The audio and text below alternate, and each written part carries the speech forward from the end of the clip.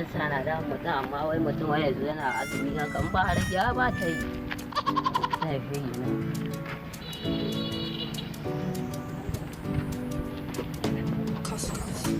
mutum bi haka yana azumin gaba ta yi wuta ya rage ya je cikin gari ya ta kallon mutanen banza wannan azumi ya awa mutum kuma na sa gawa ba a gani ba.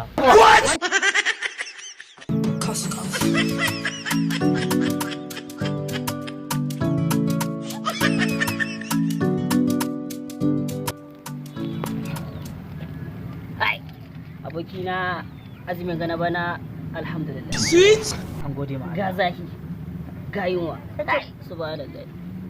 Wallahi kai ina so in baka labari. Ina jin ka sosai. Wallahi na yi gani giran nan.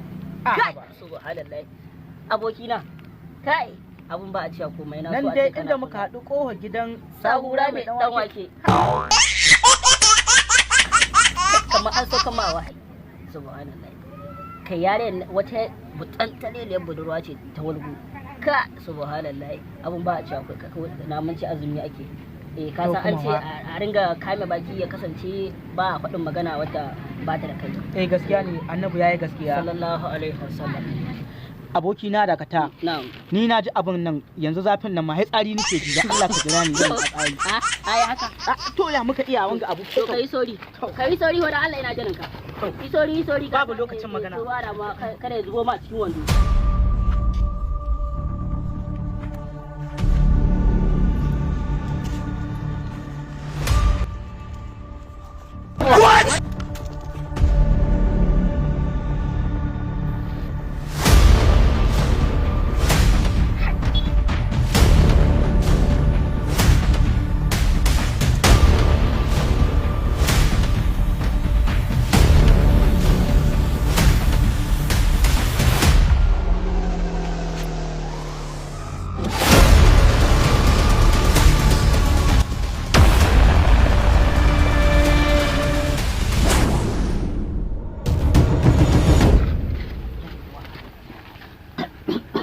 Baligi ne. Wanga ba jama'a. Shekare wanga bai kai wanda bai.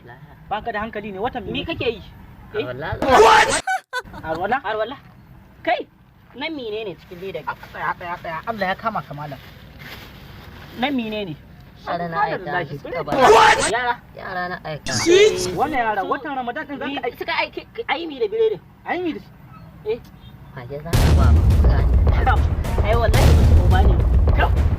Dan Allah ko ba ne.